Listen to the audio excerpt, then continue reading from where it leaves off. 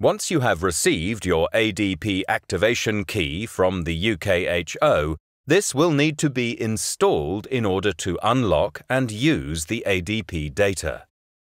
To do this, first navigate to the automated email you have received, highlight the activation key, right-click and select Copy. Make sure you do not capture any additional spaces at the beginning or end. Next, open the ADP License Key Wizard through the Start menu or desktop of your computer. Select the option to request or add an activation key and then click Next. The License Key Wizard Startup Key Only screen is displayed.